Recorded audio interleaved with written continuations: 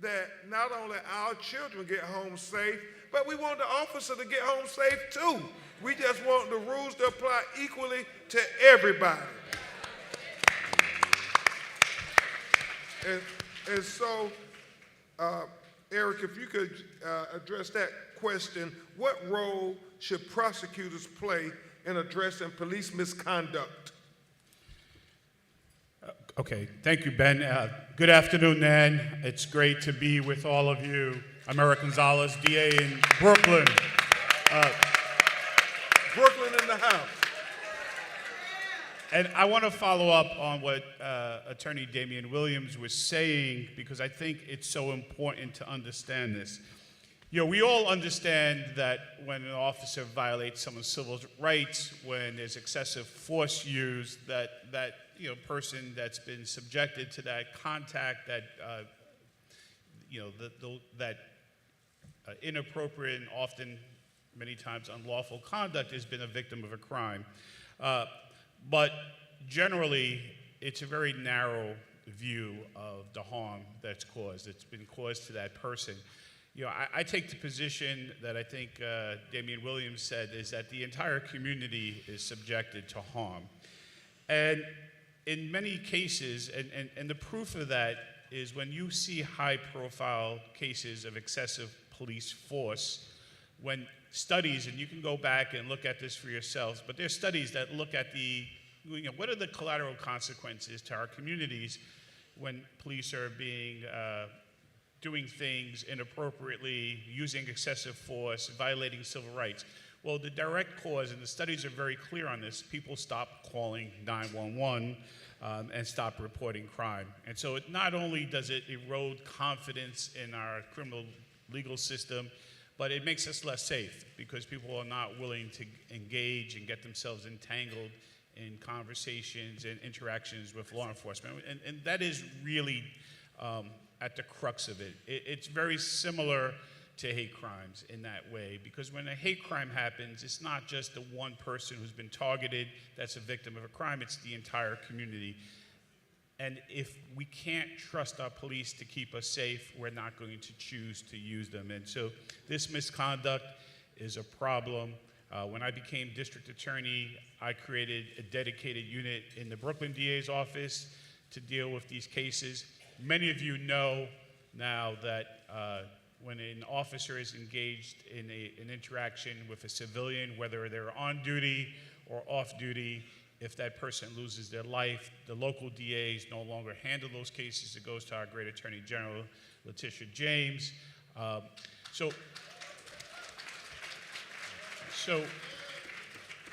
what that has allowed me to do, right, because we've had a number of those types of cases, was to think about what does accountability look like in cases that are different. And what I've also focused my office on, and I think this is incredibly important, is when we look at police misconduct, you know, many of these officers at some point get in trouble, and they get in trouble for creating false documents that are untruthful, and they've signed a jurat saying that they swear that what they, reporting is accurate. They've testified, and we later learned that they've committed perjury. They've committed other offenses, and that case will get dismissed, right, if they have a recent case. But we've taken the position in Brooklyn that how could we rely on their prior testimony if we know they're cheating and lying and committing perjury? And so one of the things that we've done in the county now is on these cases is we've gone back and looked at all of their arrests. And we've gone back and said, there is no corroboration of this evidence against the accused in this case, but for their word. And their word has proven not to be reliable. And so in Brooklyn, since I've been district attorney, on over 500 times, I've gone back and vacated convictions because I no longer have confidence in the officer's testimony. And I think that's an important piece to this accountability, right? Because we're always thinking about accountability as the instant case. But we have to think more holistically about what the message has to be to our communities and also to the police department, that if they are not following the law and if they're acting inappropriately, and these are actions that are outside of the law, right? These are people who've been convicted of crimes, including perjury. I've had an officer who was convicted of trafficking people, an officer convicted of murder. I can't rely on them. And the confidence to say that there was no evidence that they did that back then, I look at it differently. There's no evidence that they were credible back then. And so that is what we're doing in my county. Of course, we hold officers accountable on instant cases, but this is it. And, as district attorney, I've supported 50A, which is the database that allows for the public to know when an officer has been sued or has had information. And so we're going to continue to do that work. But I think it's very important to understand that this kind of conduct is corrosive to public trust.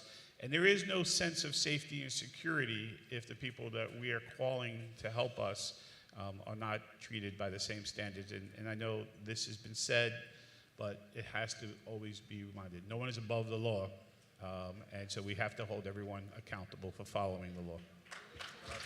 Thank you, Eric. Damon, you had one more comment? Yeah, I just wanted to add, just because I think this is a really good conversation that we're having. It's a helpful conversation, but I want to be extra real with all of you, because by virtue of being in this room, all of you are extraordinary, right? Not a lot of people are out there spending their time in a room having this kind of conversation. And so I will tell you that it's important that you have good, conscientious, ethical prosecutors who are committed to prosecuting police misconduct. That is very important, okay? However, that only gets you so far. And so this is what I want to impress upon all of you, the extraordinary people who are in the room taking your time, is that if you really want to make the system better, you need to petition the broader elected representatives, not just the prosecutors, but the lawmakers who fund the offices, right? Because in a well-functioning system, we would deal with a word that we don't really talk about a lot in this context, which is trauma. Yeah. There's a lot of trauma embedded in our communities and in these systems and within law enforcement too, right? There would be sufficient funding for mental health treatment, not only for the community, but also for the police officers who are going out there and doing these encounters. A lot of, when things go bad, we have to ask ourselves, the officer will often say, well, I perceived a threat, right? Yeah. And the question has to be asked in a totally non-judgmental way, why did you see that person as a threat? Correct. Right? And the answer is generally not just specifically about what happened in that moment. The answer is often what happened way before, right? Trauma. And people haven't dealt with it. As all of us know, that impacts the way that you see the world. Yes. Right? And that will not be fixed, that will not be addressed unless there's sufficient funding and attention and demand. And so you can have all the prosecutors you want, but if you're not dealing with the trauma and if you don't have the system that is good enough to deal with that, things won't change as much as they need to. So that's my message to you. That it is up to all of y'all who can go out there and talk to folks and march and make phone calls and vote to demand a better system.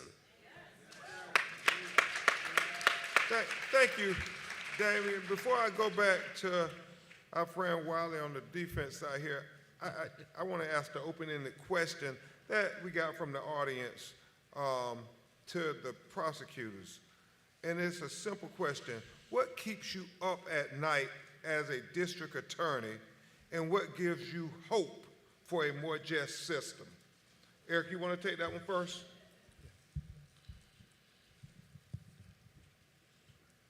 I worry, tremendously about the future of young people.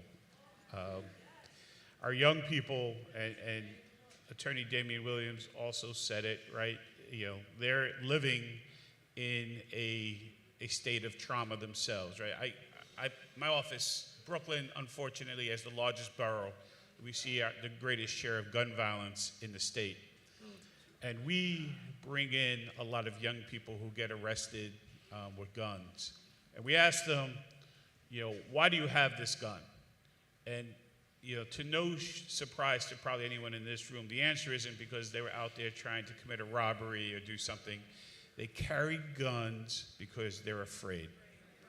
There's so much gang and beef rivalry. There's so much lack of distrust in law enforcement that they don't feel like the police will take their safety and security seriously.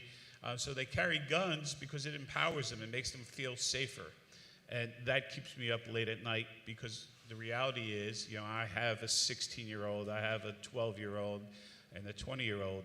I think very much about what's going on in their lives and how broken our services are, that young people feel like they have to carry a gun to be safe, that they cannot be safe and protected by the community. So that is a real problem.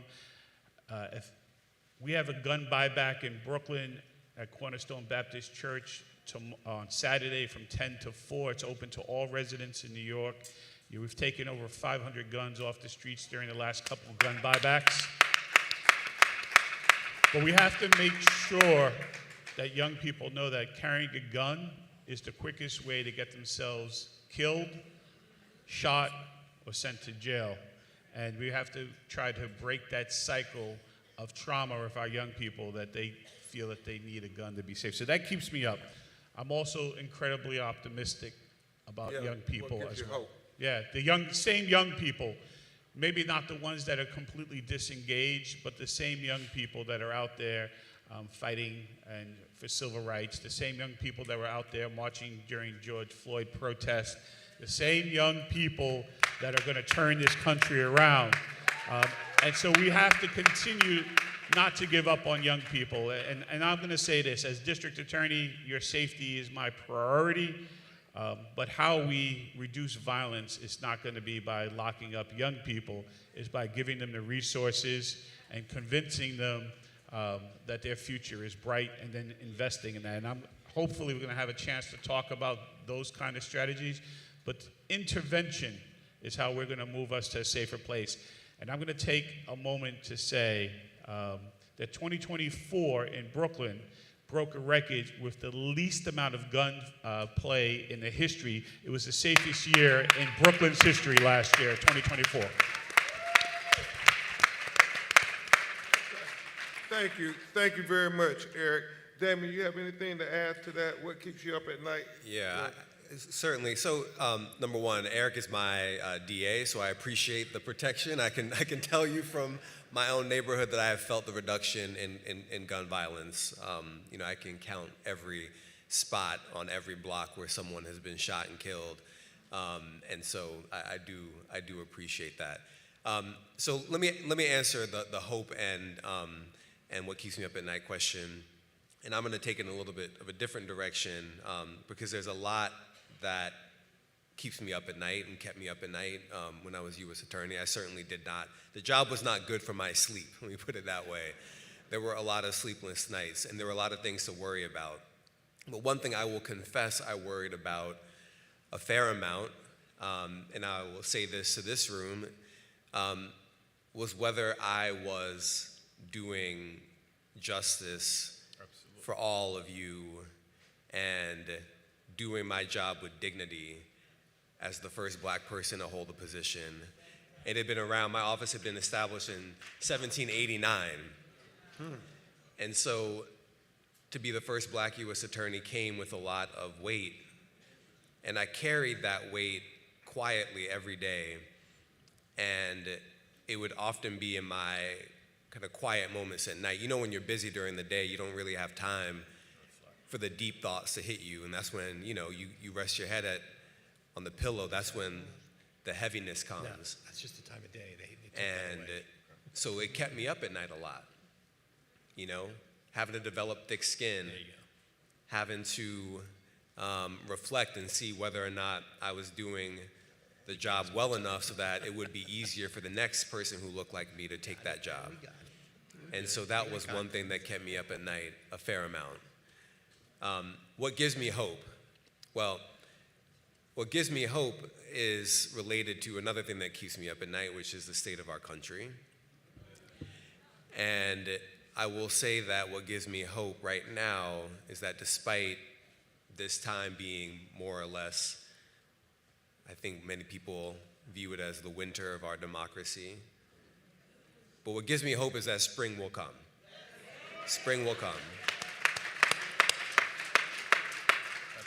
And I try to focus on that and focus on what we could be doing to prepare for spring, what we can be doing to plan, strategize, and organize to be in a position for when things change for the better, that we, people who are in public service or people who are affected by those in public service, can see the country reflect their values in a way that is true to the American ideal. And so that gives me hope. But I admit, it is a struggle.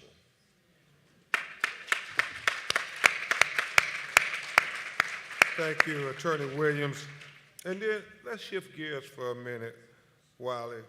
I want to talk about AI and technology because I know as defense lawyers and in every part of our life, AI and technology plays a part. And I want to talk to you about what impact will AI and technology have on prosecutions. But before I do that, I want to make this very real observation that I'm finding, and you're probably finding it too, as we represent people who are wrongfully convicted. And I see Rodney Ellis, who's on the board of directors of the Innocence Project in the audience. Give Rodney a great round of applause. Responsible for a lot of brothers getting their freedom.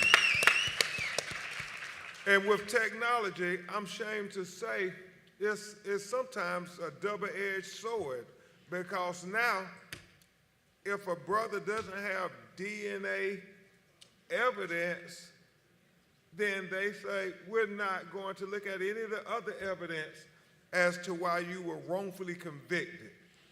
And that's heavy, man, because it's freed so many brothers, but now it's gotten to the point where if you don't have that, then you ain't gonna do that. It's almost like with police brutality cases now because of technology. If you don't have video, they say, well, you don't have a case that we're gonna pay attention to. And so we have to really, talk about these issues. So, Wiley, why don't you share your perspectives on AI and technology and the role of prosecution? Absolutely, Ben. Thank you for that. I want to touch on a couple things. First, you just mentioned wrongful convictions, and I want to give Eric a shout out. Because from everybody I've been speaking to, and I do wrongful conviction cases as well, the Kings County Conviction Integrity Unit is the best of the 5 boroughs. And that's because of Eric Gonzalez. Thank you, Eric. Eric also mentioned something called 50A. And if you guys take away nothing from today, I want you to take away the number and the letter 50A. If you ever have a problem with the police and you want to find out about that specific officer, all you have to do is Google 50A NYPD, and you'll get a database where you can enter in the guy's name. And it's going to tell you his history, CCRB, IAB, lawsuits. It's going to connect to documents. The Kings County's DA's office issues documents about officers they can't trust or rely on. Those documents will be tied to the officer by name. So any lawyer that is working with you on a civil rights case that does not do that for every officer that's been involved in your case is committing malpractice. It is an incredible resource, and we owe a lot to the Legal Aid Society Police Accountability Unit there who put that together. So I give them a lot of applause. Yes. Say it again, Wiley. Now, that's a nugget that you can take from the NAN conference. Right? 58. Everybody got smartphones. You ain't got to call NAN number for that. You can do it yourself. 58. Absolutely. All right, Wiley. The other question I didn't get, but I do want to take it, is what gives me hope? Oh, okay. And what gives me hope is a very strong federal judiciary. We're seeing a lot of lawsuits against the current administration going up and being held firm right now. And so the strong federal judiciary gives me hope, and also our look for heroes. And I want to give a shout out to a new hero of mine, New Jersey Senator Cory Booker. Right? Yes.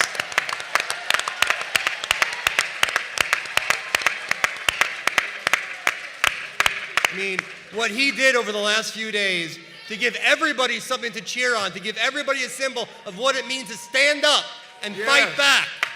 Stand up. Resist. All right. Thank you for that, Wiley. Sure. Now to Ben's question All right. about, AI and their use Like we're in court, non-responsive. to their police. So, obviously, what is AI and how does it work with policing? And I think that's the first thing to discuss. So, as we know, the United States has one of the highest incarceration rates in the world. Nearly 2 million people, disproportionately black, are incarcerated in the nation's prisons. Right? And now what do they want to do? They want to take this AI and they want to make policing resources and direct them to locations based on predictive policing on artificial intelligence. But in order to do it, where are they going to get the database? Right? They're going to use old information that is likely full of bias, right? Because we see that already. Yep. And so if it's already full of bias, how are they going to rely upon that? So here's a report from the NAACP, right? They recently issued a report about artificial intelligence in predictive policing. So I want to share with you what they said because I think they have incredible insight. They've really examined the issue. So there's mounting evidence and growing concern that predictive police and AI will increase racial biases, and that communities of color and the black community in particular are going to be disproportionately affected by law enforcement because they face higher rates of surveillance, stops, arrests, and it will only increase when it's due to biased algorithmic predictions, right? So there's bias and discrimination in these AI models. It's already in there, right? We as a society are first starting to learn now about implicit bias. So if we're only facing that now, how are we going to use old data and hope to avoid bias? Lack of transparency is another big issue when you're dealing with predictive policing and AI, right? The proprietary nature of predictive policing algorithms does not allow for public input or public understanding on how decisions on policing and resources are made. It's also going to have an erosion of public trust. Now, I think there's already a good amount of erosion of public trust in what's going on in this country right now with prosecutions. Over-policing has already done tremendous damage and marginalized entire black communities. Law enforcement decisions based on AI, based on flawed AI, can further erode trust in law enforcement. So what can be done? Implement rigorous oversight. If they're going to use it, and believe me, they're going to use it. Implement rigorous oversight of anything they put in. It can't be the tech world overseeing the tech world in policing. That cannot be the answer. They need to mandate transparency and accountability, right? We need to understand how they're making these decisions, what data is being used, and who's responsible for it. Amen. Exactly. They need to promote community. Bad in, bad out. Exactly. And most importantly, promote community engagement, right? The police like to talk about community policing, but it's just talk. We all know it's just talk. We need community empowerment, we need community policing, and if we're going to do AI models, we need community engagement in that as well. We have to ban the use of biased data, which means you can't just run into it. You've got to examine the data, and then you've got to decide if it's biased already, it cannot be used in the future. And they've got to establish legal frameworks through legislation on how it can work. And to make sure when it does work, again, not using biased data, having accountability, and having transparency. Thank you, Wiley. Attorney Will, you want to say something on Yeah, AI? let me say something real quick about AI, because I think, it is, to the extent people understand AI, number one, I think there are plenty of people who don't really understand AI, but it could be a double-edged sword, right? So there are ways in which it could be weaponized and be harmful, and we got to recognize that. But I want to tell you one other way that AI could be helpful. I think that for generations, there has been under-enforcement of white-collar crime. right? Under enforcement. And I don't think enough people have viewed that as a criminal justice issue, because when they think criminal justice, they may think black and brown people. Yep. And I don't think that is correct. I think that under enforcement of white collar crime can lead to perceptions of unfairness and disproportionate treatment. And it's essential that there be one standard of justice, right? And not have some sort of white glove treatment for white collar crime. That should not be the way that we operate. AI has the potential to unlock, if used appropriately, the resources necessary to unearth more white collar crime, right? Because the cases that require those kinds of resources are extraordinary. You may spend years looking into a complex billion-dollar fraud scheme. You may not be able to pour through all the evidence to really uncover the crime before you run out of time, right? It's not like a murder where there is a gun and a body and hopefully enough witnesses that you can put it together and build a case, right? It's not like that. Sometimes the smoking gun is a spreadsheet. And if you push that kind of data through AI, it can do a lot of the work that it would take prosecutors and investigators years to do. And so again, it's a new tool. It can be used inappropriately, but if in the right hands, it could be used as a tool to advance criminal justice by pushing white-collar crime and having more of those cases being made so that people actually believe that there are consequences for everyone if they break the law. And that's so profound what Attorney Williams says. I was talking to somebody earlier, and they said something deep when we talk about what we see as crime.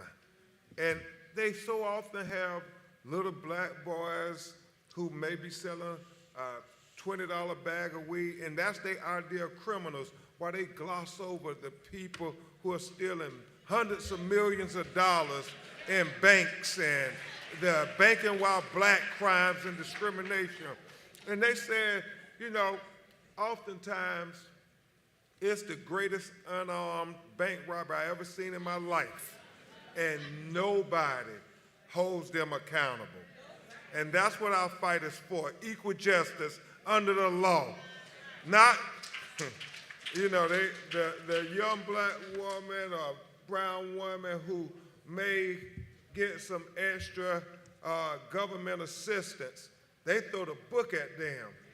But the person who goes in and robs the saving loans, S&L loans, they don't get jail at all. And we scratch our head and say, well, how is that possible? Because oftentimes we think it's a rigged system, and that's why we have more conversations like this so we can talk about transparency. And that's what we're doing today. And so with that said, that leads in perfectly, Eric, to the next question I have. Can I just touch on the AI for a second? Please.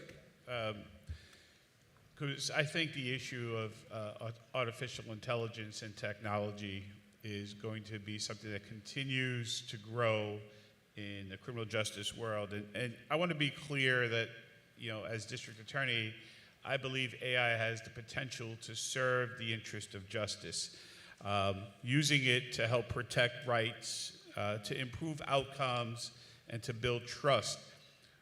And there are a number of administrative tasks. You know, Damien talked a lot about how AI can be used to do complex white-collar investigations. We use it in our office when we do cryptocurrency scams to go through and try to identify where the money has changed hands. If, you know, with the AI, with crypto and virtual currencies, it goes from one exchange to another exchange, and they change the type of coin, and we use AI tools and techniques to kind of figure out where the money went and try to get it back.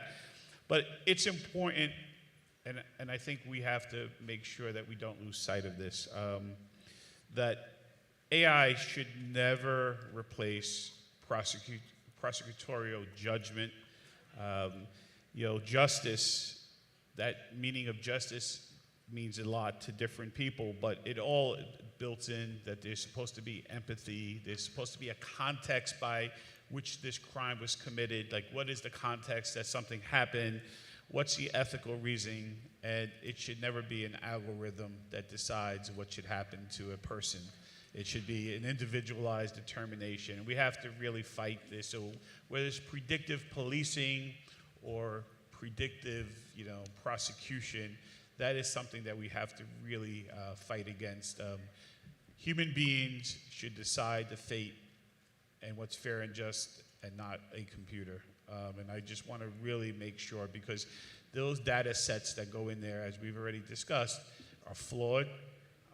And flawed data in will result in flawed data out.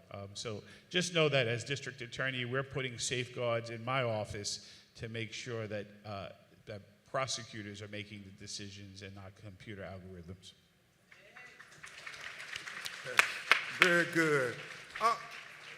As I get ready to ask this next question, when we look at the communities most impacted by mass incarceration, let me just ask this, y'all, because I don't want to believe we're speaking in the abstract. How many of you all are like me, who have family members that are incarcerated? And raise your hands, and you think that they've been given way more time than they needed to be given for crimes that were, trumped up, as a lot of people say. Yeah, am I the only one in the room that know people who got trumped up convictions? And so those are the issues we really want to talk about to make us understand, why it seems like we get the most of injustice and the least of justice. So we're going to try to really have a real conversation with you all. So, D.A. Gonzalez, the question that we were leading into before you answered about AI was, when we look at the communities most impacted by mass incarceration, we see poverty, racial profiling, and generational disinvestment in that community. As DA, what are you doing to ensure that the zip code someone is born into doesn't determine whether they end up in your courtroom or your jail? So if I take a hard look at Brooklyn, and I look at the 5 or 6 precincts, the 5 or 6 neighborhoods in Brooklyn that 30 years ago sent the most people to upstate prisons, those are going to be the same 5 or 6 precincts today. Repeat that again. The same 5 or 6 precincts 30 years ago that sent people upstate, the most in Brooklyn, are still the same 5 or 6 precincts today that are sending the most people upstate.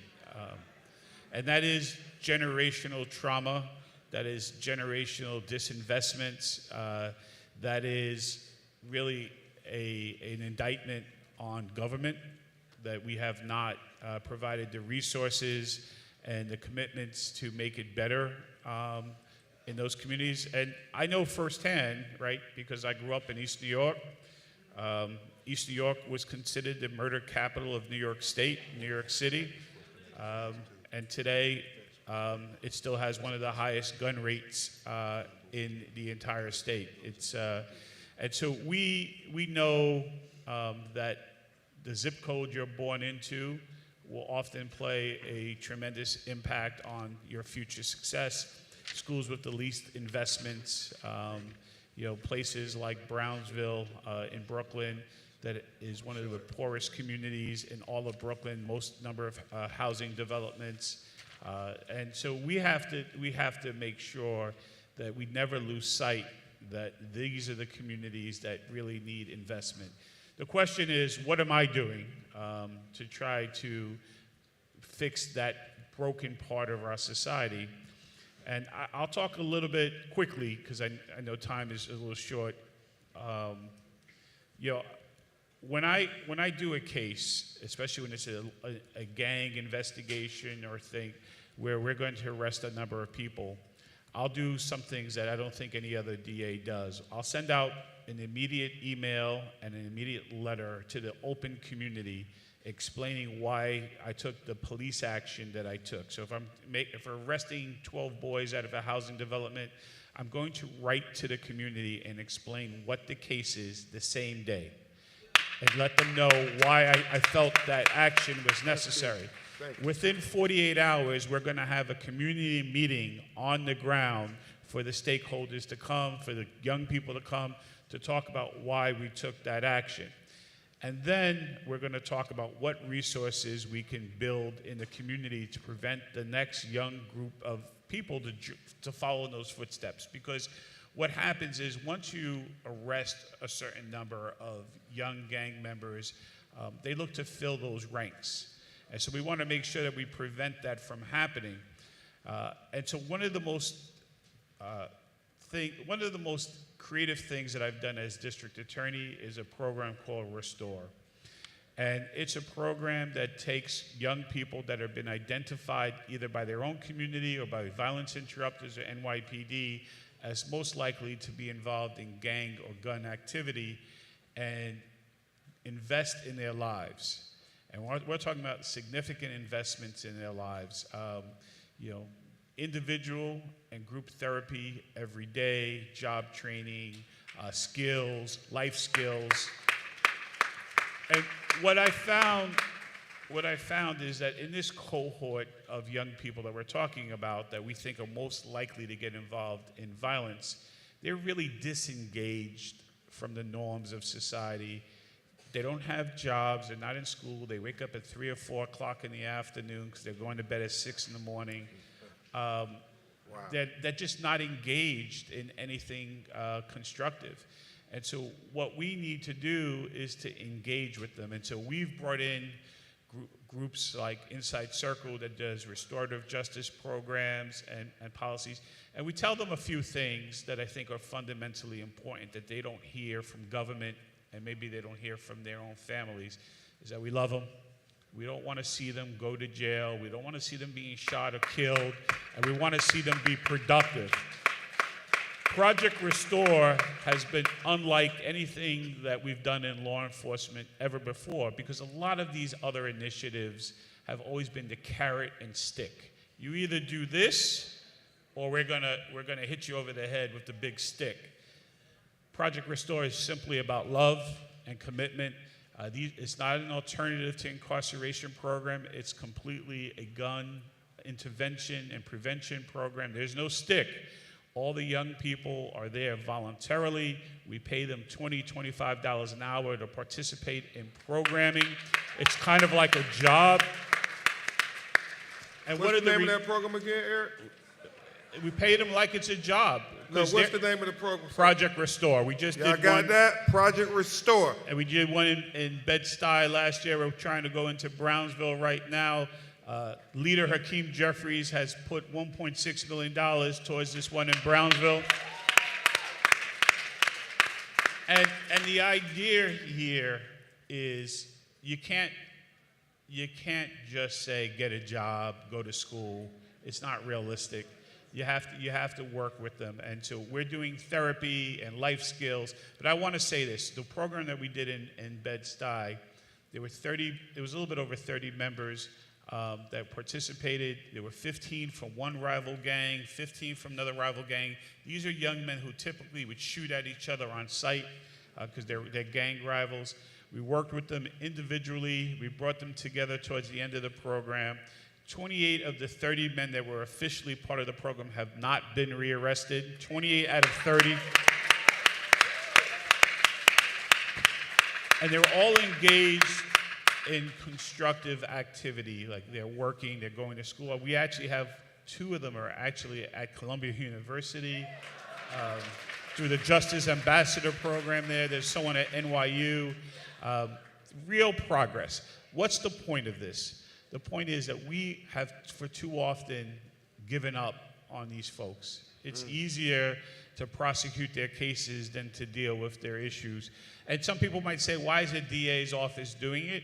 Because in that catchment area of the 7-9 precinct, 8-1 precinct that make up Bedford-Stuyvesant, Shootings dropped by 40% because we were engaging with the shooters and they weren't shooting anymore, right? 40% reduction in shooting violence by engaging in this. So the overall investment makes sense. And I want to say this. This program wasn't cheap.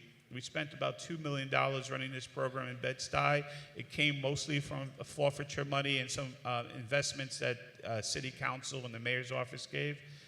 But when you have a young person who's shot and sent to the hospital and is fighting for their lives, and you talk about the medical bills, and you talk about the police overtime, and you talk about this, easily one of these shootings cost the taxpayers $1 million for one of these shootings, easily. Wow. And so the fact that we're doing this work is cost effective. I believe it can be scaled, and it is an obligation that we owe to our communities, because all of this trauma, and that's what this therapy, I talked about, they have individual and group therapy. It's about dealing with the trauma that they've suffered in their lives. A lot of these kids were food insecure. They don't have parents at home necessarily who are there to give them love and support, and so they find each other on the street, and they're engaged in this this gang activity. And I want to say this, because this is something that I always say. I understand why young people join gangs. I do, because they live in neighborhoods where that association makes them feel safe, makes them feel protected. And we have to make sure that they understand that, yes, that could be true, but they also take on all of the rivals and all of the beef from the gang that they don't understand why they have this. And they're out there fighting each other and shooting at each other for beefs that they weren't even alive for when they first started. And so we have to break that up, and the only way we're going to break it up is if we step into that void and give them the love, support that they need. Thank you. Now, thank you for that, Eric. Thank you very much. And it's kind of deep, because I know Reverend Al and I are dealing with the situation in my legal team in Memphis, Tennessee, and the brutal killing of Tyree Nichols. Yes. And in that case, you talk about prejudging neighborhoods and stereotyping neighborhoods. They had it where the Scorpion unit was allowed to go and engage in excessive police brutality and force on people who lived in the black and brown community, because they said it was high crime area and so forth. And it was baffling to Reverend Al and I when we said, well, if we don't let the police deal with them, how are we going to deal with the rising crime? And the one thing that we thought was pretty obvious, we said, well, on the other side of town, how do y'all patrol and keep crime down there? Well, why can't you do the same thing over here? You don't violate their constitutional rights. You don't brutalize them. Why are you going to do it in the black community? And so we have to keep fighting and speaking truth to power. And with that, in line with that same question that I asked Eric Wiley, when we look at the communities most impacted by mass incarceration, we see poverty, racial profiling, and generational disinvestment in the community. What do you think should be done to ensure that people who were born into certain zip codes is not predetermined to end up in the prison industrial complex? Do you notice any trends in criminal justice? And you can be specific to New York. Sure. Well, I'll talk a little bit first about one specific matter that I see coming out of a precinct in New York. Hopefully you guys have heard of the Michael Hardy Legal Rights Night, the last Thursday of every month in the House of Justice. Yeah. So that's where you can come and speak to a lawyer if you have a problem, and you'll get to speak to somebody that night. And so I had some people come there. A parent brought their child in, and they'd been harassed. This child had been harassed over and over and over by the same few cops. 3, 4, 5, 6 times. They didn't know what to do about it. The kid hasn't been doing anything wrong, never gets arrested or convicted of anything. Anytime he's brought to the precinct, released without charges. But over and over and over, it happens again. As I'm investigating that, another parent comes in, same exact precinct. Same exact conduct. The kids don't know each other, but the same thing is going on. One of the cops overlaps. Same cop doing it twice, two different things. So, of course, I went to 50A, looked up these officers, and I found a laundry list of complaints that incorporated other officers from the same precinct. So now I've got this big web of officers who are harassing these minors and like making sure that they have no connection to the police, and that they are just fearful of them. So what I can do as a civil rights lawyer is what I'm going to do, which is next week I'm filing a lawsuit against the 48th precinct. Amen. Right? I'm bringing these kids together to file this lawsuit together because there's strength in numbers. There's Yes. strength in proving that. But if we're going to talk a little bit about trends in New York, right? The trends in New York was in 2019, we saw some really great progressive trends in New York. We saw discovery reforms, right? And I think DA Gonzalez can recognize that because every DA in the state now had to have what's called open discovery. You used to only get paperwork from the DA's office on the eve of trial. That's when you'd finally get all the paperwork, all the evidence. Now, they have to give it out at the very beginning, right? In the beginning, they were complaining. They figured it out. They did it, right? Also in 2019, we saw bail reform. We saw the idea that people were being stuck in jail. We saw what happened to Khalif Browder, stuck in jail for things that should not keep somebody in jail because they're just too poor and don't have the means to make a small bail amount. Okay, so that was 2019. Now in 2025, we have a governor who is now actually looking to roll some of that back. And so the governor's now introduced legislation to roll back some of those discovery and to roll back some of that bail reform. But thankfully, we got some strong legislators in the state legislation who are pushing back against that. But that's the trend I'm seeing in New York right now, is that these great progressive reforms that were made 5 years ago are now going to be rolled back, possibly. No. Thank you, Wilder, for fighting. You know, one of the things people often ask me as I go around the country, what should we be doing in this moment? And as Dr. Martin Luther King said, we all have a role to play in this struggle for justice and equality in America. And so when I tell them we should all be leaning in on our leaders, our elected officials, hold them accountable, say, no, I see what's going on in Washington. I want to do my part, but I want you to do your part too. And then what I say to the lawyers, because Wiley made me think of this, and we need to lead with litigation. I mean, because it's so easy for people to say, oh, well, they got everything. They got the White House, they got the Senate, they got the House, they got the Supreme Court. There's nothing we can do to stop them. No, you can't believe that. You got to keep fighting anyway. And that's why we got to keep filing lawsuits.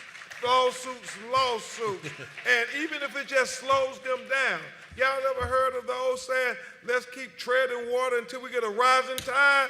Well, I think if all of us go out and vote, we're going to get a rising tide in 2026. So we just got to keep treading water. And so let's all figure out how we're going to tread water. I'm going to do it like Wilder. I'm going to keep filing lawsuits against them every chance I get. When you, as Dr. King said, just because they say it's legal, that don't make it right. He said we must remember that everything Hitler did to the Jews in Germany, they said was legal, but that didn't make it right. He said in the letter from the Birmingham jail, we must remember they said slavery was legal, but that didn't make it right. He said they said segregation was legal, but that didn't make it right. And he said everything they did to that little boy named Emmett Till in Money, Mississippi, they tried to say it was legal. But we must all say, but that don't make it right.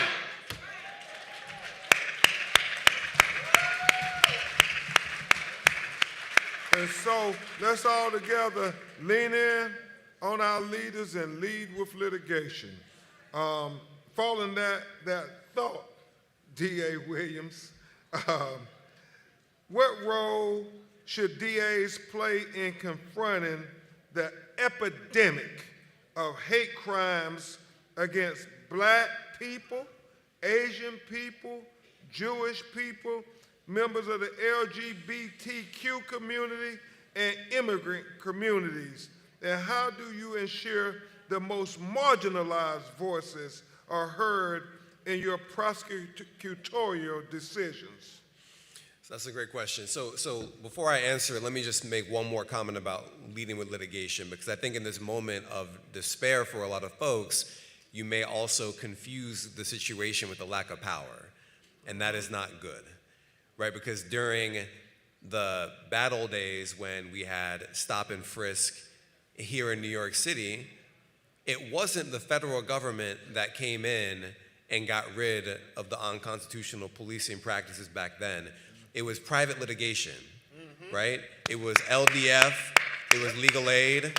I worked on some of those cases, the unconstitutional policing of NYCHA developments, and we were able to get change because ordinary people joined up with lawyers willing to file the lawsuits and to make change and demand change. Even though we had an ally in the White House, it was Barack Obama's administration. The change did not come from Washington, it came right here from New York. So we've got to keep that in mind and keep fighting, keep litigating, keep agitating in all the ways we can make progress even in times of darkness. So in terms of how to make voices of marginalized communities heard in prosecutorial decisions, it's a really important topic. I don't think it gets enough attention. And I think in particular in this moment, I think of two things. One, I think of the way that the term diversity or DEI or whatever shorthand people are using as a slur right now actually obscures the way that diversity can make us safer. Because a lot of times, people who have been harmed, who have been victimized, they may not trust someone who shares none of their background, right? They may come from a place of concern that the person who is meeting with them will understand their experience, will even believe their story. And so I believe when I was U.S. Attorney that it was important for us to have a government that looked like New York. Because when you go into court, the defense table looks like New York. The jury box looks like New York. The judges increasingly look like New York, but the government table did not. And that is a weakness, not a strength. And so a lot of times, and I was thinking about hiring, I was thinking, what path have you walked in life? And it did not mean that I lowered our standards, far from it. We got better people as a result of asking those kinds of questions. And we were unable to unearth the kind of complex, really difficult trauma that a lot of people would not be willing to share with us if not for the type of prosecutors who were sitting in the room with them. And so in this moment when diversity is being vilified and being seen as a weakness, or again, used as a slur, I mean, I can tell you the number of times I got emails, even recently, where people, call me a DEI hire when I was U.S. Attorney. I had the best credentials of any U.S. Attorney in history. Tell them, David. There had never been someone who had clerked on the Supreme Court to serve as U.S. Attorney in the Southern District of New York. My credentials were impeccable, and yet I was the DEI hire. Yeah, So that tells you all you need to know. amen. So I think it is essential that we not lose sight of the way that diversity can be a strength, and also not lose sight of the fact that we have local prosecutors and state prosecutors who can pick up the mantle and make sure that the voices of the marginalized are included in the conversation, right? That is very important at a moment like this, because we cannot afford to have victims entirely retreat from the system. That would make us all less safe. Yeah. Now, that's profound when you think about it, Damon, because, understand this, sisters and brothers. This whole notion of our attack on DEI, and I always say the words, attack on diversity, equity, and inclusion, which are virtues in a moral society. How can you call those bad things, but they're trying to make it a curse word? And we got to continue to say, no, we see it for what it is. You think that just because of my skin color, you are superior to me, and I am inferior to you, because that's what they're really saying. Yes. And we have to speak truth to power every chance we get. I mean, I cannot get out of my head that they replaced a 4-star general, this black man who served 5 tours of duty, who had over 30 years of experience, and they replaced him with a TV talk show host to be over to the Department of Defense. And he giving out war plans on Cigna.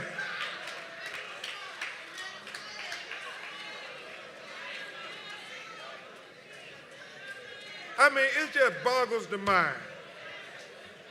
It boggles the mind. And can you imagine, just for a moment, if you can imagine if this would have happened on President Obama's watch? They would have said, oh, he's a DEI hire. But not once have they talked about his lack of qualifications and experiences. So that should tell you something. Yet I digress. You know, I have to say this, and then I'll go on to the panel, y'all. Forgive me. Because Reverend Jesse Jackson said it best, man. You know, when we talk about diversity, he said, you know, the argument was before Jackie Robinson broke the color barrier and integrated Major League Baseball was that if we let blacks and Hispanic players play Major League Baseball, then it would bring down the quality of the game. Well, Reverend Jesse Jackson said the truth of the matter was we didn't know how good baseball could be until we let everybody play the game. It's about giving everybody a seat at the table. That's only how we will truly get new ideas, when we get people from different walks of life, different ethnicities, different experience to come to the table and say, hey, we would solve that this way in our community, and I know y'all may have thought about it differently in y'all community, but let's see if we can come together and come up with a better solution to an old problem. That's how you make a more perfect union. So, yeah, we just have to keep fighting. Diversity, equity, and inclusion. Make them say the words every time they attack DEI. Getting back to the point, I know time is getting, I'm sorry, y'all. That's why the judges and stuff be trying to rein us in, because we like to speak truth to power. A lot of times they don't want to speak truth to power. When we look at addressing racial disparities in prosecution and sentencing, it's always baffling how you see it's like a double standard, and you see it so much in America. You can see a rich, privileged person who happens to be white commit a similar crime with similar fact patterns, and they get a slap on the wrist. And then you see young people of color, black and brown, so often. I mean, we come up and we are forced to be fingerprinted and handcuffed and convicted of a trumped-up felony conviction, and then we have to wear that felony conviction like a scarlet letter for the rest of our lives. And it shows up in the age of technology, everything you do. You want to go get a job, the first thing shows up, convicted felon. You want to try to get a mortgage for a home, convicted felon. You want to get certification to be a beautician, convicted felon. It's like nothing you do can ever escape that. So what we always have to do before I go to the panel, we always have to tell people that may be in our families or in our communities or people who go to our churches every time when society try to tell them that you're a convicted felon and you have no redeeming qualities, we have to tell them over and over and over again that we believe in you. We still support you. We still think you're one of the best things that God gave to your mama and daddy, and that we will give you a second chance because somebody gave me a second chance, and we refuse to let a racist criminal justice system define a whole generation of our black children.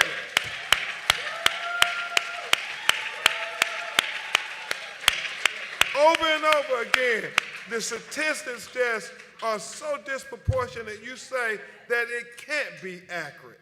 And that's what we have to fight. So we'll start with you, Wiley, and then we'll have Eric address the question. But in the racial disparities in prosecution and sentencing, what have you gleaned in your career and currently? All right, currently, let's talk about February 5th, 2025, the Office of the Attorney General, the United States Attorney General, issued a statement saying that they will now start to maximize penalties and charges in every case they bring. So they're now saying we're going to get much tougher. But of course, we see it's not across the board. We see it's really only against those who can't afford, right? So what do we see? We see, A, if you're not well documented in this country, apparently the due process no longer applies. We're seeing that every day, and it's a horror show. And we see judges being offended, and right now we're seeing administration turning their nose up, but hopefully the Supreme Court will come to the rescue. Amen. Hopefully. We're seeing wealthy defendants with means being able to donate to different locations, right, to PACs and to things like that, and all of a sudden they're getting pardons. Their charges are being dismissed, right? So that's going to erode the public confidence in the criminal justice system. Right now, I've been told by a number of white-collar defense lawyers that when they get clients coming in, the first thing the client says is, let's call the Trump administration. Let's reach out to them. Who do you know there? Because that's what they're seeing, and it's working. And so that, My Lord. look, you know, to the benefit, that's not about black or white, that's about green. That's solely about green. Right now we're seeing, since U.S. Attorney Williams left the office, the SDNY and U.S. Main Justice are so much more closely aligned. You're not getting independent justice. You're getting an administration saying they don't want to weaponize the DOJ, but it's not what they're doing, right? They're doing the opposite, right? So, you know, right now, the one thing I wanted to then bring up, and this will be my last comment, I'm a big fan of music, and I think my music goes back. So I want to talk about, you know, a guy who maybe not a lot of you guys know, a guy named Don Henley from the Eagles. And he put out an album called The End of the Innocents, and there's a great line in there. It says, a man with a briefcase can steal more money than any man with a gun. And that's the truth, and those people are not being prosecuted. White-collar crime. All right, D.A. Gonzalez, how is your office addressing racial disparities in prosecution and sentencing? Can you give an example where you've made measurable progress or faced institutional resistance? Yep.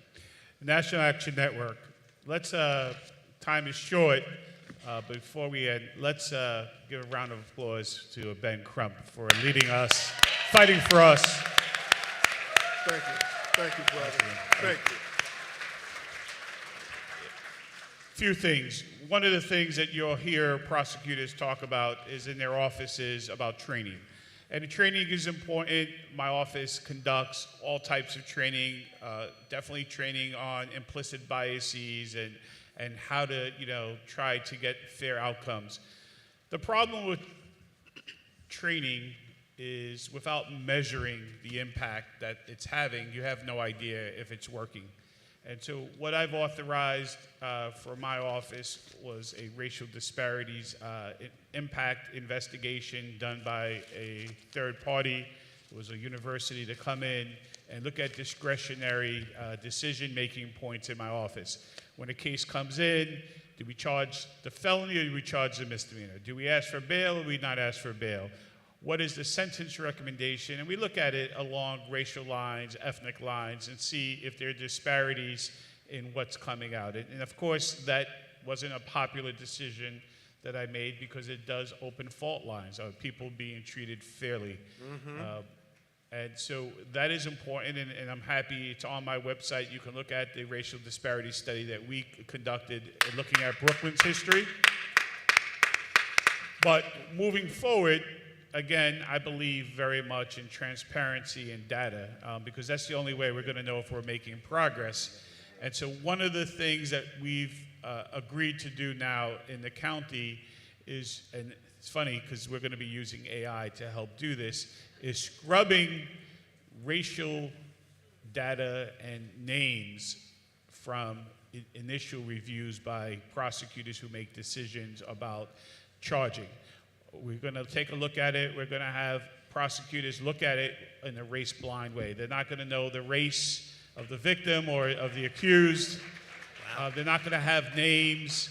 And we're going to study this to see if, in fact, it makes a difference in how prosecutors decide who to give a break to and charge a misdemeanor, who to decline prosecution, who's going to be charged with a felony, and what the bail request will look like. And so we're going to, in the process of doing that, we're doing it with a scholar from Harvard and MIT who's going to do the AI work for us because it's expensive to do it. The police paperwork will come through a portal. The AI will take out all racial indicators of information, and then the DAs will make their decisions about what the case looks like. And then we're going to go back and then take a look at what that shows. And I think that's the only way that we can ever really, do more than just simply train on the issue, but we have to see what the outcomes are going to look like. And so I've committed my office to doing that, and I'm looking forward to coming back next year and let you know what the study said. I'm optimistic that it's going to show that ADAs do their jobs in fair ways, but I think we are going to obviously see racial disparities. We're also going to see that in sentencing recommendations. So we'll keep you posted, but it takes courage. Let me be clear. I'm the elected DA. I got to run for office. It takes courage to do that. And we're going to try that in Brooklyn and report back. Why don't we give a great round of applause to our outstanding panel, the courageous district attorney from Brooklyn, New York, Eric Gonzalez, to the history maker, the first black U.S. attorney in the Southern District, Damian Williams, and to my brother from another mother, defense attorney extraordinaire, Michael Hardy colleague, Wally Steplow. Give them a great round of applause, everybody. Okay, they want to get a picture with us. Okay, won't we have the DAs come out? They want me to give a call to action. Is that what you want? I give it. Y'all stay put. I'm going to have the DAs go down and all with a call to action.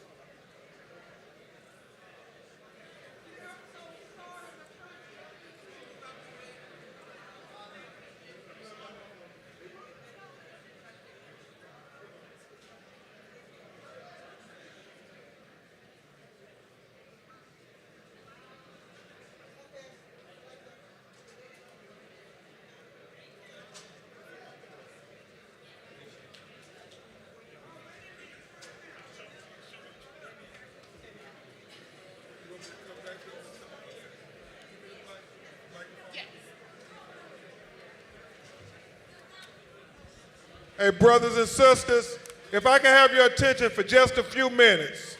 For just a few minutes.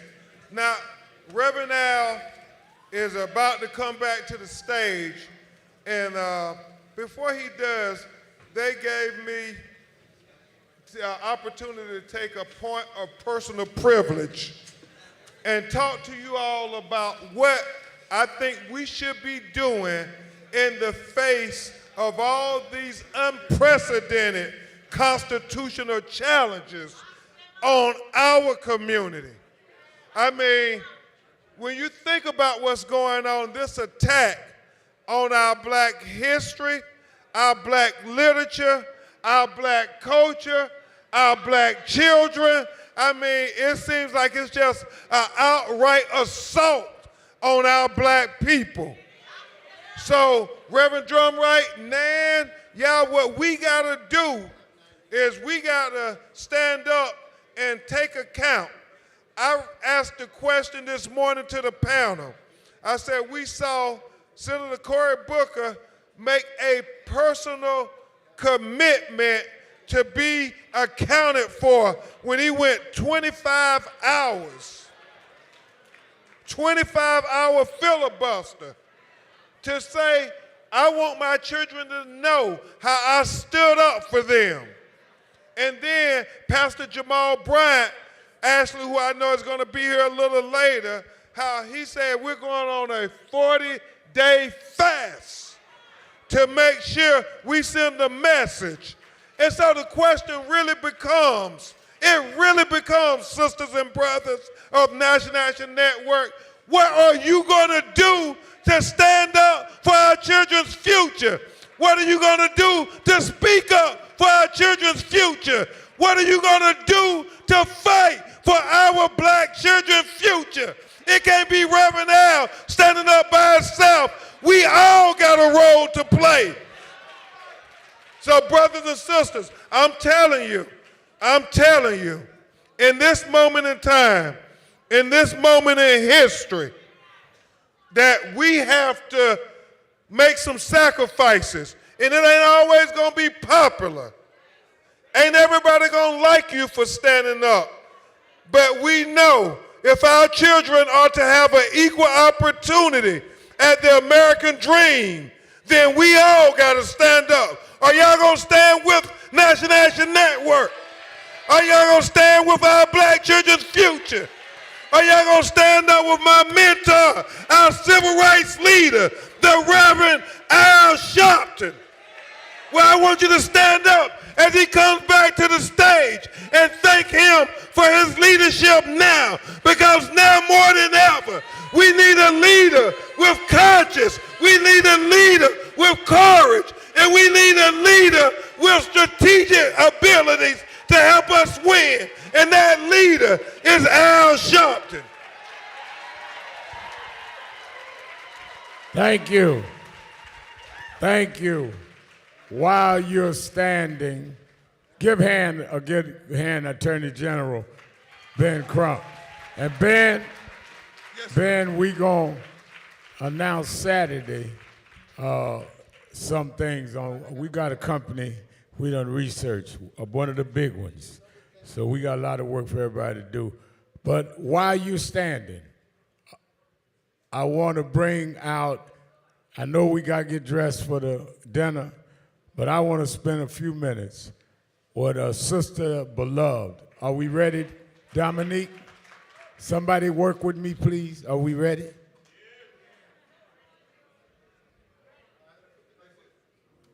I want to bring a sister out. Many years ago when I started Keeping It Real Radio, I went to do the show in Florida. And when I sat down in the room, the studio to start my show, there was a young lady that came and brought me my script. And I just started the show, and we were doing, I never use a manuscript. People don't understand why I don't use a manuscript, because I started preaching when I was 4. I couldn't read and write. So I never learned how to go by a manuscript or by all that stuff. And the young lady said she didn't understand how I did the 3 hours with no manuscript. That young lady that I saw in the studio that day in Florida ended up being the face of black news, commentary, and opinions. And I don't care where she is, she's never bent or bowed and kept the integrity. And I don't care whether she had a best-selling book, primetime TV show, whatever, she was always here. And I called her, I said, you gonna be at the convention this year? She said, well, y'all want me there? I'm moving around getting my new stuff together. I said, no, you got to be home so home folk will let you know that we always will extol and love and appreciate you. That young lady I met in Florida, who's become the face of black America, give it up, Joy Reid. Come on.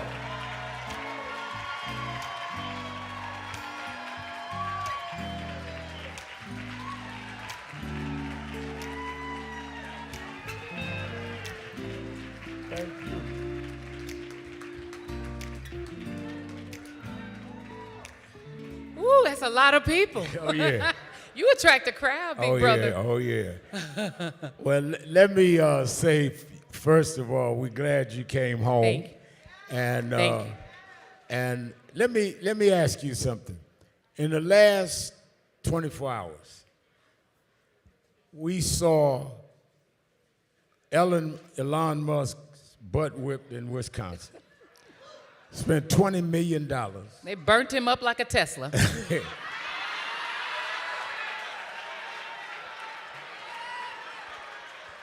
That's a Joy Reidism for you.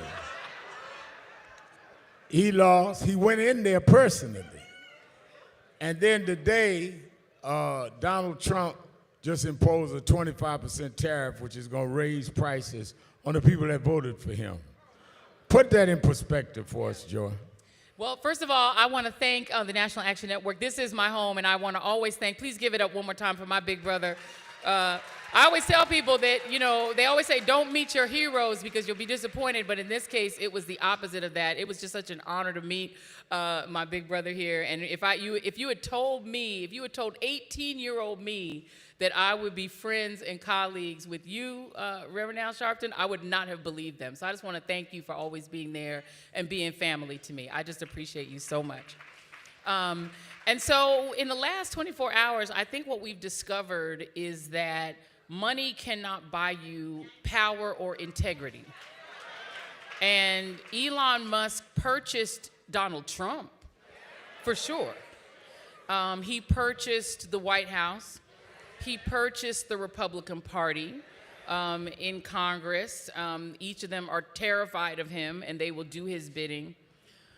But he can't buy the American people. His poll numbers are terrible. Harry Enton at CNN has described him as poison.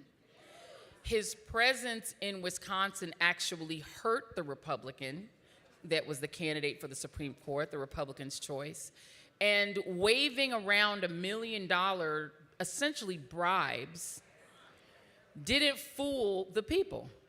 Because the people are not dumb. People know when things cost more versus when they cost less. They can see that what Donald Trump and Elon Musk have done to gut the government, eviscerate Medicaid, harm Social Security, turn a bunch of federal employees out into the street for no reason other than that they are government employees. None of that has lowered prices. None of that has made America better. None of that has certainly made America great. And so when people when you elect someone, you may elect them for style, but then you expect results. And we have not seen results. And so when they took that show on the road to, you can get away with that in Florida, unfortunately. But you can't get away from that. You can't get away with that in a state where people are paying attention. People in Wisconsin were paying attention, and they said, you know what? We don't want to sell the state of Wisconsin to that guy who has destroyed X, Twitter, and Tesla. Do you think, as a commentator, put on your commentator hat, that the Democrats are putting enough information and enough fight against what Trump is doing, because it would seem to me, you know what we do here, and we getting ready to do a boycott announcement, but it seemed to me everywhere I'm going around the country and on the radio show, the feedback I'm getting is that the Democrats are not doing enough. What is your view? Not even close. Democrats have not found a cohesive response to fascism. And I think it's because, much like the former President Joe Biden, they still want to believe that these are their friends and colleagues on the other side of the aisle and that this is normal politics. They, writ large, some of them get that this is not normal and that this is not politics as usual. But as a party, writ large, I think so many of them have still tried to react to Trumpism, MAGAism, and this emerging fascism in this country and autocracy. They want to react to it as just politics. And so they're not ready for this struggle. Now, I will say that some individual Democrats seem to be waking up to the urgency of putting up a real fight. I think Chris Murphy, the senator from Connecticut, has been a fighter. He's not a Democrat, but I think Bernie Sanders has always been in the fight and I think has understood the level of fight. I think Elizabeth Warren has understood it, and she's always been on the House side. Obviously, AOC, Jasmine Crockett, my amazing soror, she gets it, how you fight. And so there are some of them who actually get it. But I think one of the challenges is that the institutions that the Democrats don't control very many institutions, and the places where they have control or a little bit of power, they haven't been willing to use it fully. And then I think the other piece is that Democrats, when they have power, try to work through the system, and they let the sluggishness of the system stop them from doing big things. And they then will say, well, I couldn't do it because I didn't have 60 votes. Well, Republicans clearly don't do that. And Doge and Donald Trump have mowed down the system, and so Democrats trying to defend the system is very ineffectual.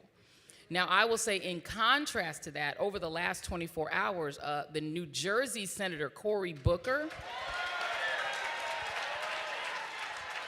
he showed us the meaning of using the power that you have. If you have a little power, you better use that little bit of power. And Democrats have only one lever of authority left in the federal government. They don't control the judicial branch, the executive branch, and they don't control the legislative branch, but they do have the filibuster.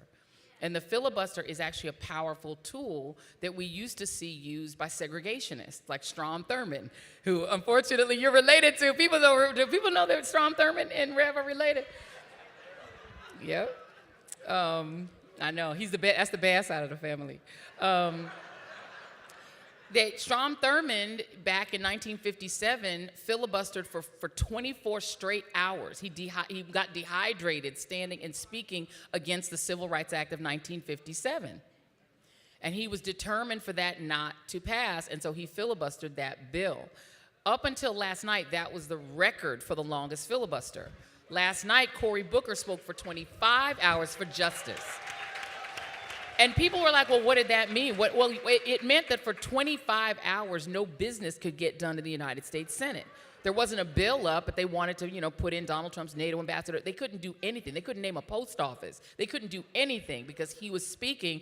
And the other piece of what he did is that he led other senators to join in, and each of them told stories. They read letters from constituents. They told the story of the injustice of MAGA and Doge, Donald Trump and Elon Musk, and they did it eloquently, and they did it for 25 hours, and he was the leader.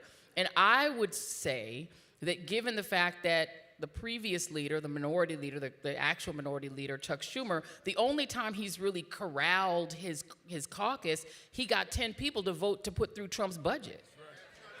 That was his act of leadership. Cory Booker, to me, as of tonight, is the moral leader of the Democratic House, the House caucus in the United States Senate. He's at minimum the moral leader of that Senate caucus. And maybe he should be the actual leader. I don't know how they feel.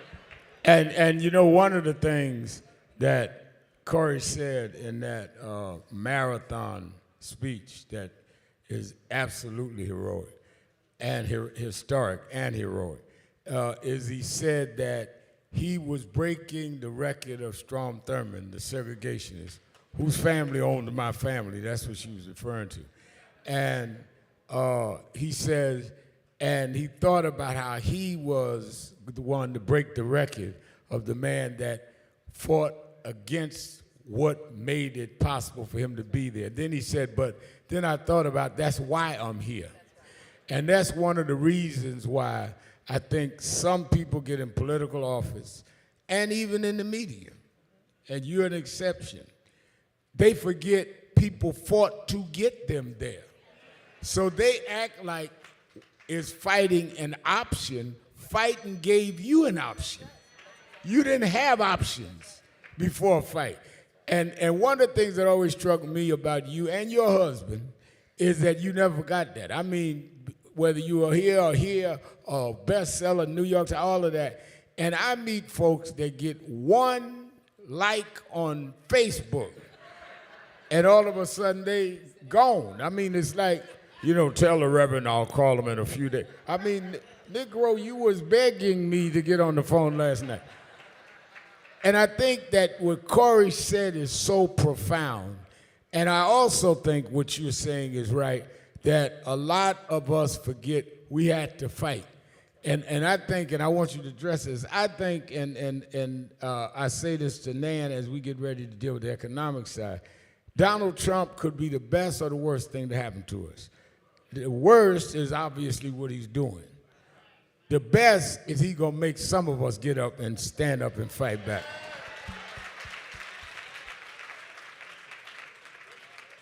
Joy Reid wrote a best-selling book on Medgar Evers and Myrlie Evers, and it was a best-selling book, still out there.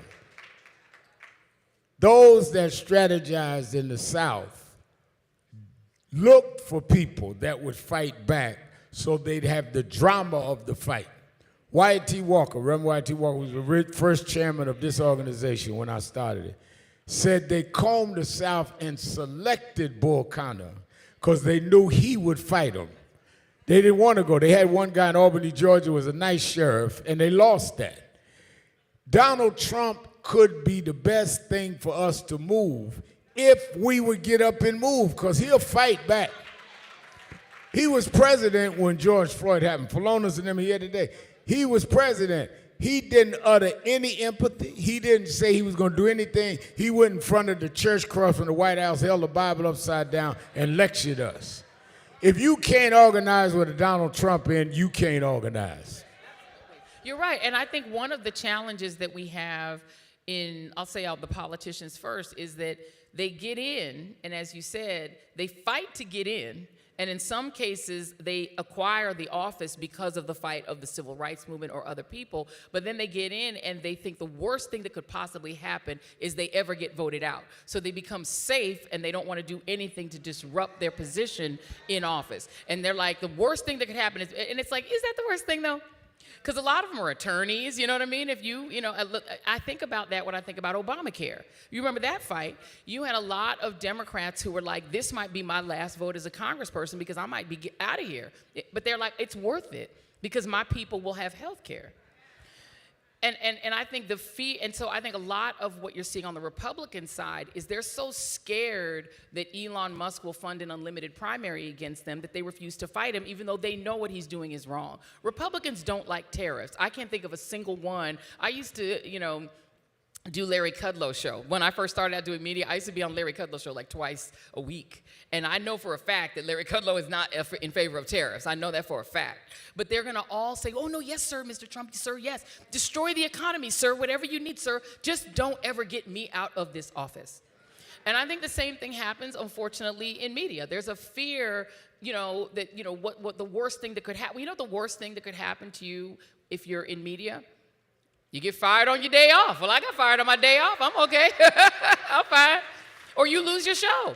It could happen. It surely could. I've had 3 shows. I had 3 shows at MSNBC. My first one got canceled after a year. It happened. I survived. And so I think the reality is that the fear sometimes outpaces the potential that people have. right? Because if you think about it, for Dr. King, the worst thing that could happen was that he would be dead. For Medgar Evers, the worst thing that could happen is that he would be dead. And that did not stop That's those him. men. That's him. Right? And nor did it stop their wives from supporting them in this fight. I'm quite sure that Miss Coretta, I'm quite sure that Miss Murley, I'm quite sure that Betty Shabazz would have rather had their husbands. Because the worst thing that could happen to them is so much worse than the worst thing that could happen to a politician to just getting voted out. And yet they act as if it is as catastrophic for them to take a vote that would be righteous and that they know is right. But they're so scared to take that vote and get primaried. It does two things. It makes you completely disrespect politics and politicians on some level.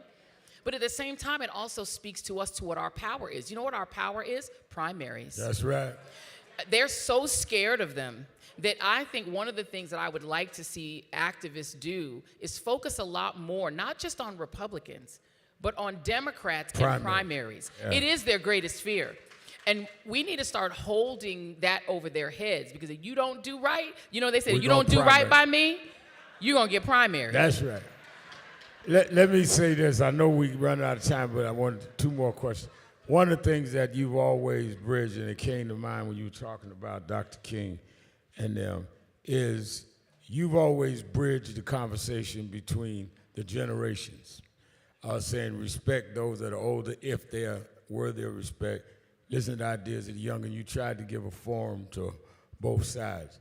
And the reason why it came to me when you were talking, I remember when I was young and I used to be arguing with Jesse and all of them that they weren't doing what I was doing, and blah, even though they mentored me.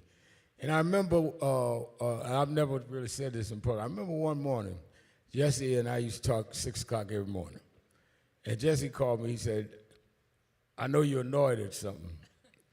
He said, but you know, John Lewis, Julian Bond, me, Stokely, we're all around the same age. We were the generation, the young bucks to Dr. King. He said Dr. King got killed at 39. Malcolm got killed at 39. Medgar got killed at 39. He said, these were all our heroes. He said, and it was hard that they got killed. He said, you know what else is hard, Al? I said, what? He said, I woke up one day, I was 50, and no one ever taught me how to get old. Because all my heroes never lived that long. He said, your generation is the first generation that will see its heroes live to see 80. He said, so don't make my mistakes. He said, because I had no blueprint to go by, because I don't know how Dr. King would have been at 55. And I never thought that's how brutal this thing was. We're only 2 generations where activists lived that long. And we expect to get it all perfect. And that's one of the things you'd always say, wait a minute, don't be so hard on them. They experiment, they're trying to make it. And you would tell us that we're older, those young folks are just like you. And I try to tell young folks, don't romanticize young. I was telling him earlier, I got in a discussion with one of our NAN chapter leaders. He said, the young guard, this and that. I said, how old are you? He said, 43. I said, you realize you're older than J.D. Vance? You realize that Stephen Miller, Project 2025, is 37? This ain't about generation. This is about destination. They used a 78-year-old man, put him in the White House, and they know he's crazy. But he was he had the kind of name and brand that could get in to put in their program. We got to be at least as smart as that. And absolutely, and talking about a third term. So he That's would right. be 82 at the end of this one and talking about continuing. You know he doesn't ever want to leave office, right? I think we need to get clear. That's right. He intends to be Vladimir Putin. And you're absolutely right. You know, you think Fred Hampton was, what, 22? That's right. So activists tend to be, the urgency of activism is from youth because they don't fear death. That's right. They assume old age is coming and they think of 40-year-olds as old people, right? Yeah, they do. And so they take chances. And then that next generation that's a little more seasoned fears the radicalism of youth. You were Right. radical at one point, right? That they were like, wait a minute, he may be taking a little bit too far. Right. Right? And then we have to figure out a way to marry it together because it really, I have to think of a profound moment just recently when we were in Selma and Selma came, not long after everything that happened, and I was having a lot of security issues in terms of suddenly, I guess the New York Post decided they needed to find my house after what happened with MSNBC. So I was, concerned, but I was like, you know what? Let me go. I need to be with my people. I And needed you to be in did, Selma. and they loved you.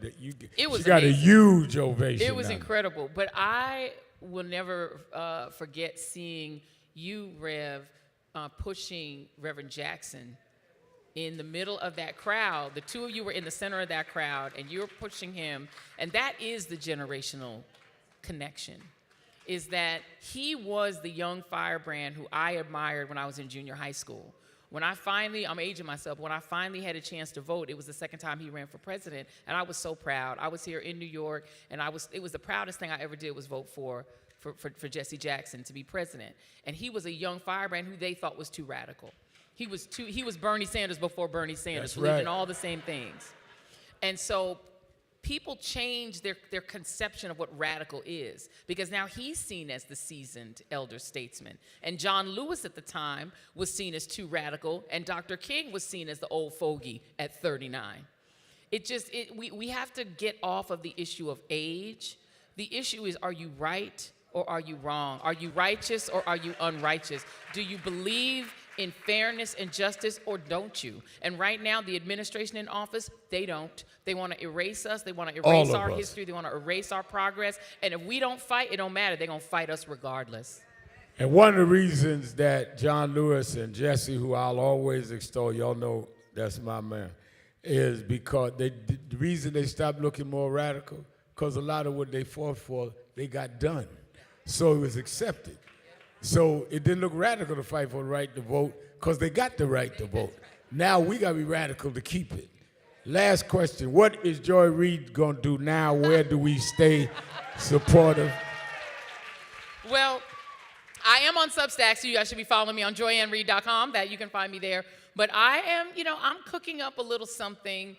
I like the things that like Don Lemon is doing. I think that's kind of interesting. And I think the digital world is out there. So you're going to see me come up in these digital spaces.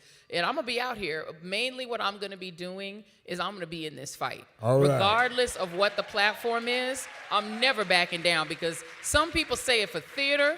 When we say that we believe that this is fascism and that this is autocracy That's and that this right. is dangerous, that is not for show. We actually mean it. So I'm in this fight till the end, until we get a righteous administration that actually cares about And people. one other thing I would tell you is every April she coming home to National Action Amen. Network. Amen. Joy Always. Reid, give her a big hand. Come on, Joy Reid.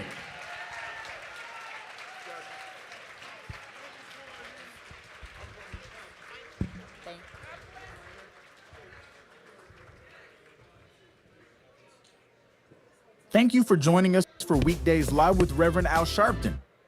Take the time to share this broadcast right now. Tell your friends it's time to keep it real with Reverend Al. Comment your questions now in the chat or call Reverend Al Sharpton directly on air at 877-532-5797. Now stay tuned for Reverend Al. This is Reverend Al Sharpton. As you watch the broadcast, support National Action Network. Go to www.nationalactionnetwork.net and be involved. You can join, take your membership right online, www.nationalactionnetwork.net. Getting ready to start the program, but we need you to be part of the movement.